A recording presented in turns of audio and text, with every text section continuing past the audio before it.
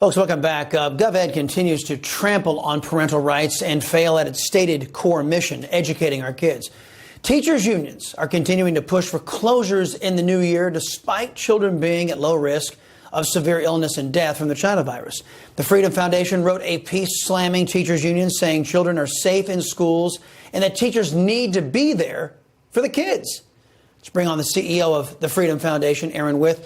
Aaron, welcome to the Salcedo Show. You know, one silver lining of this pandemic, I've been saying, as GovEd and its agents flex their muscles here, parents, perhaps for the very first time, are starting to realize how powerless they are over their own child's education, yes? Yeah, it's probably the one benefit of COVID is that parents are starting to wake up to what their kids are actually being taught or not taught in government schools. What we've learned over the past 2 years is that there's no safer place for kids to be than in schools. We do have a crisis going on right now, but it's not a COVID crisis. It's a crisis of the teachers' unions and what they've created by trying to keep our kids out of schools. We have their education levels that are significantly declined over the past 2 years, and their mental health has only been affected in negative ways with increased suicidal thoughts, and just not being able to be around their friends has played a significant role in their lives, and not in a good way. And left-wing states, the teachers' unions rule the roost, like in California and Illinois. Terrible story about the cruelty of GovEd coming out of the liberal bastion of Chicago. Some schools in the state of Illinois are being locked in their rooms alone, and reports say they're crying for their parents. The students, most of them with disabilities, are scratching at the windows or tearing at the padded walls. They throw their bodies against locked doors. They wet themselves. Some children spend hours inside these rooms, missing class time. Now, some parents actually told the Chicago Tribune that their kids are now afraid of going to school and even sleeping alone at night.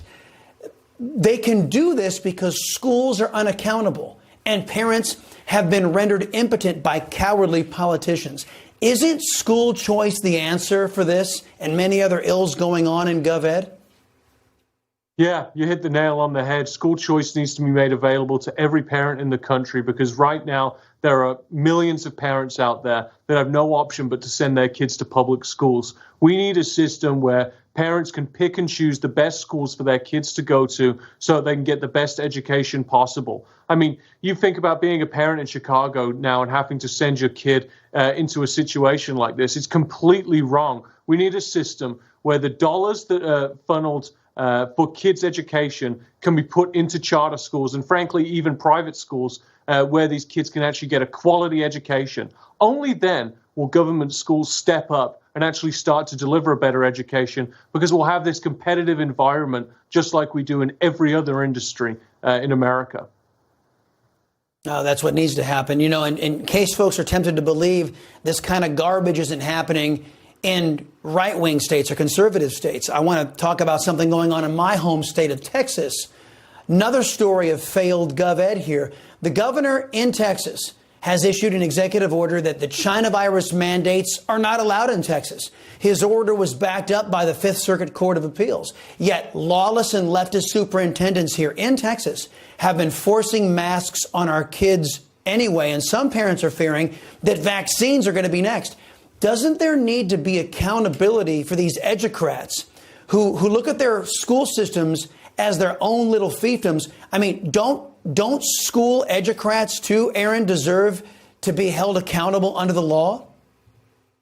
Yeah, and I think school choice is a perfect way to do that. But also what we're seeing across the country is teachers getting back that power by opting out of their unions. I mean, teachers pay about $1,100 a year in union dues, and all that money goes to the teachers' unions. And it's been pushing keeping kids out of schools. It's been pushing masking children around the country. I mean, you go through the list of stuff that they've advocated for that goes directly against what parents and teachers want to see in the classrooms. So what we're doing here at the Freedom Foundation is educating every single public employee, every single teacher in the country of their rights to opt out, leave their union, put $1,100 a year back in their pockets and out of the pockets of radical teachers' unions. And I think what's going to happen then is we're going to see unions actually have to represent the interests of their members. They are not doing that today. Teachers do not want to see kids being locked out of schools. They do not want to see masks in schools. In liberal states, they don't want to be forced to take vaccines and teach critical race theory. They want to teach kids math,